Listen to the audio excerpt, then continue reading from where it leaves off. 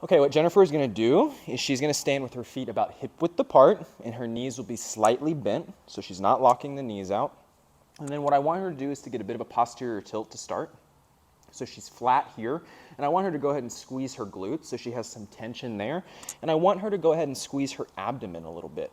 What she's going to do now is she's going to start at the top of the spine. She's going to tilt the head slightly back so we get some extension through the neck. Then she's going to extend the upper back. She's sticking her collarbones and her chest up to the sky, and she's going to keep working down, arching a little bit, and she's going to work into the mid back and lower back, then press the hips a bit forward, then she's going to come back up. And so it doesn't have to be big, but it needs to be segmental.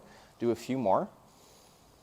Think about barbed wire on a fence, how you can kind of bend it into a C shape pretty easily. So she's not too soft through her midsection because she wants to stay tight in the abdomen and in the glutes to protect the spine, but she's making herself pliable enough across the whole line.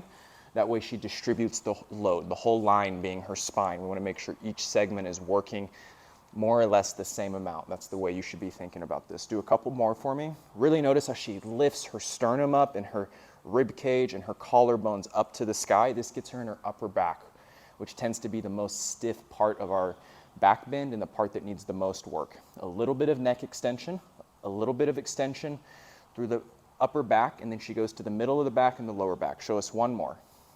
Neck, really tries to get the upper back, then the middle back, then the lower back, then the hips.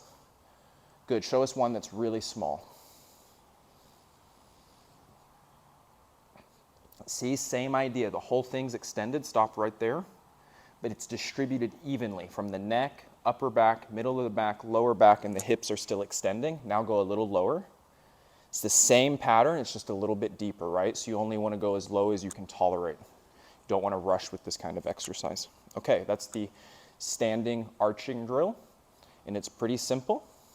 Very good.